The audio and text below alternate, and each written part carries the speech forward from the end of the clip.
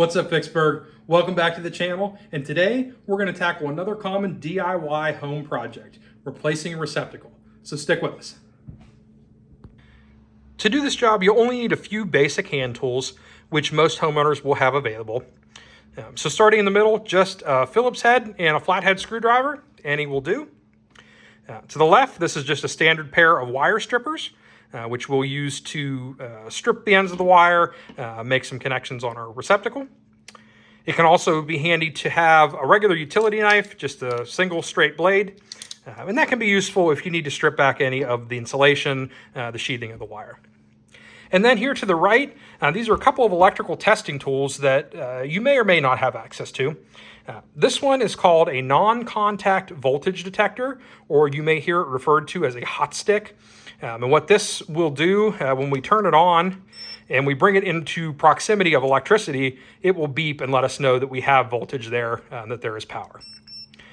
And then this is a digital multimeter, which we'll do a follow-up video and do sort of a deep dive into the digital multimeter and show you all of the functions. But for our purposes, we're primarily going to be looking at the AC voltage. And that's going to be a little bit better way to verify that we have power.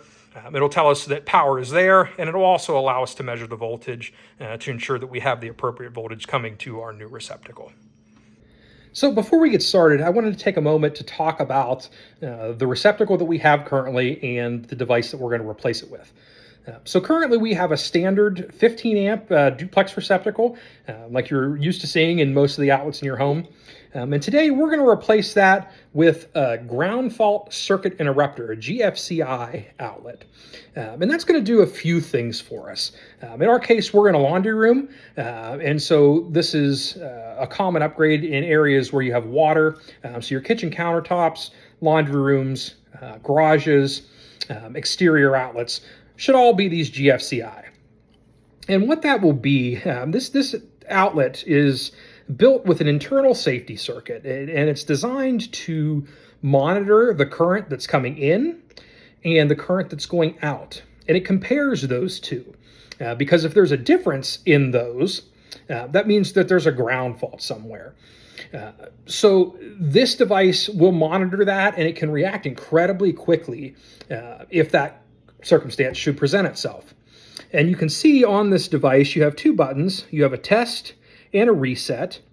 And so these are resettable devices. If a ground fault occurs, this will trip and you're able to reset that.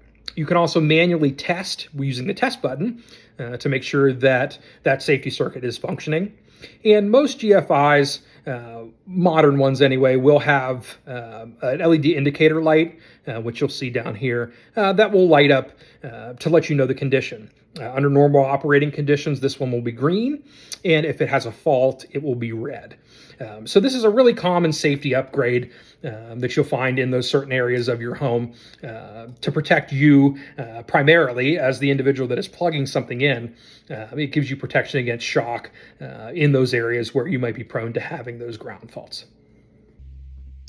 Okay, so we're here at the receptacle that we're going to be replacing today, and you can see this is just a standard 15 amp receptacle as you would find in any area of your home.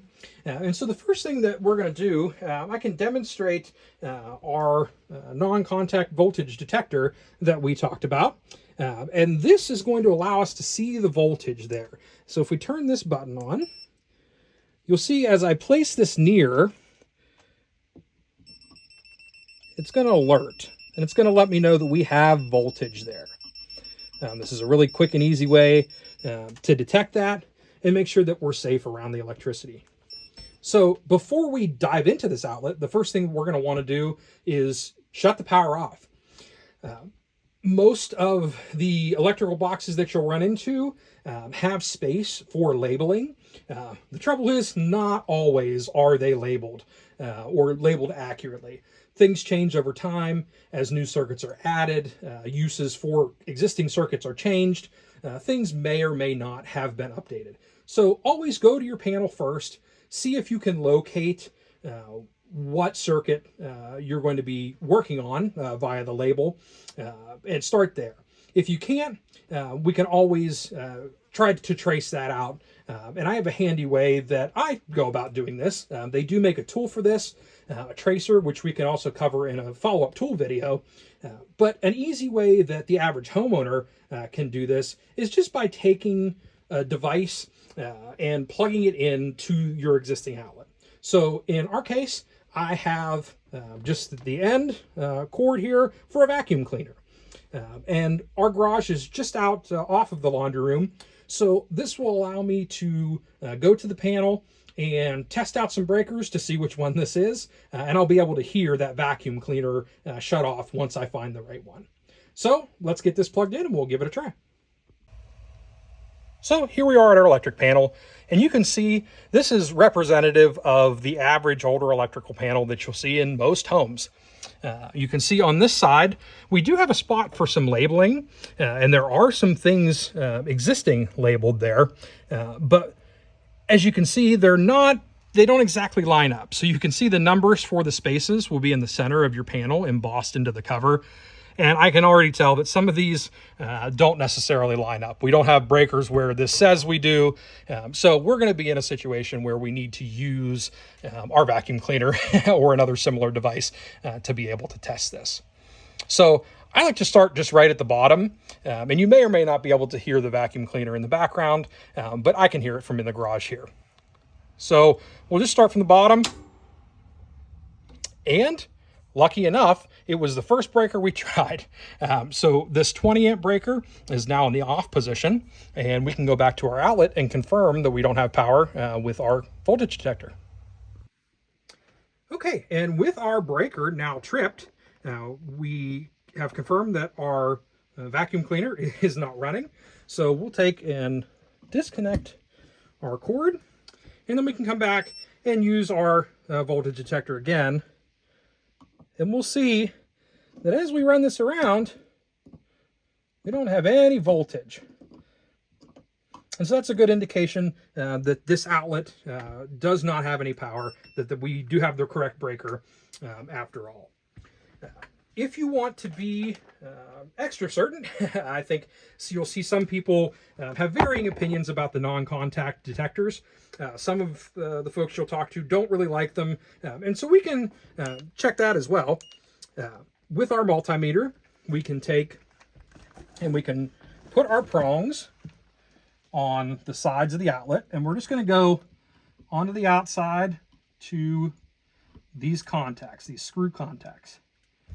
And you can see there, we have 0 volts. I don't know if you can capture that there on the screen, but we have 0 volts.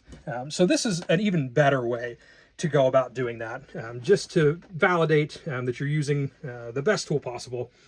And so we're confident now that we do have no power at this receptacle.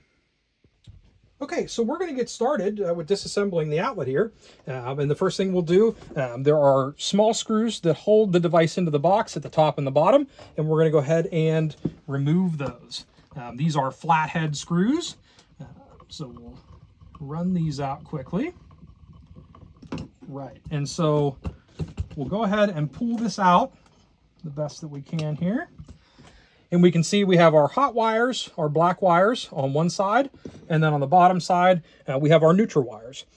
So we'll go ahead and start to pull those off of this old device. Again, these are flathead. Okay, and just like that, our receptacle is removed from our box. Now, you'll notice that on our old device, our screw terminals were actually screw terminals on this device. And this is where our wire connections were made. If you compare that to our new device, you can see that we have no screws. And so this is a sort of a modern version of the wiring connections on some devices, including these GFIs. And what you'll find is that if you take this, it's a little lever arm, and you pull it straight out, it'll hang out from the device like that. And then there's this little spot here and here that you put the wire right into. And then once you clip that back down, it'll grab the wire. And so rather than having the little hooks that you see on the ends of these wires, we need those to be straight. So we'll start by straightening all those wires out. All right, and with our wires straight, we're ready to go ahead and begin assembling them into our device. And you'll see on the sides, they are marked hot, which will be your black wires, and then white, which will be your neutral wires, the white wires in the box. And then down here, you have the ground terminal. And that'll be your bare copper wire. Okay, and with our wires inserted, we can go ahead and begin to set the box, the device rather, back into the box. And this new device has Phillips head set screws. You'll see one here, and they'll just go right into the screw holes in the box. Okay, so we have returned to our breaker panel. We have flipped the breaker back on, and you can see we have our green status indicator light there. When you first flip the breaker back on, you may need to press the reset button on your GFI for that light to come on. That's a common thing with these. So if you don't see the light immediately after you flip the breaker on, don't be alarmed. That may just be something you need to do before you start. So I'll test this quickly. Take our vacuum and we'll plug her right in.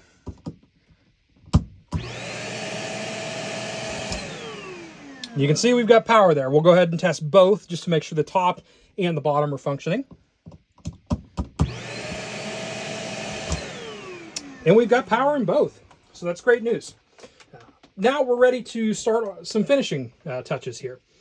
And what I like to do, I'll grab a level. This was something I didn't mention in the beginning of the tool section, but something that is handy to do so you don't have to eyeball this. You can set this right next to your outlet. And again, these screw terminals do have a little slot on them, as you can see there, that can move. And it can help you to get this adjusted just right before we finalize this.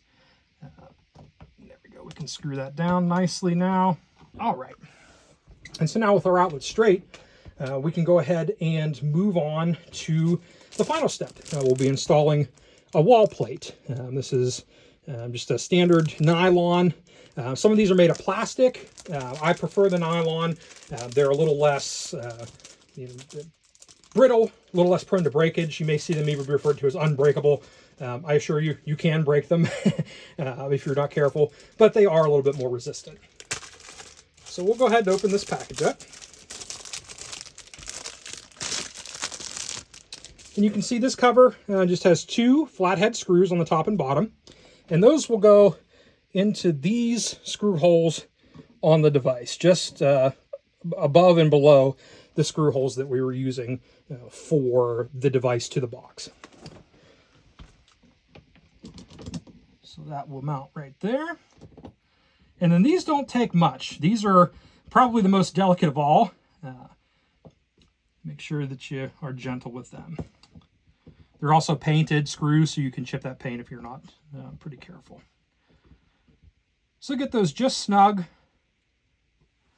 I like to orient them up and down, make sure that they match for a good look there. And just like that, we have replaced the receptacle with a ground fault survey interrupter. Thanks for tuning into this episode of Fixburgh. If you found this video helpful, be sure to like and subscribe for more content like this. And tell me below in the comments, what electrical projects or questions do you have? We'll see you later, Fixburgh.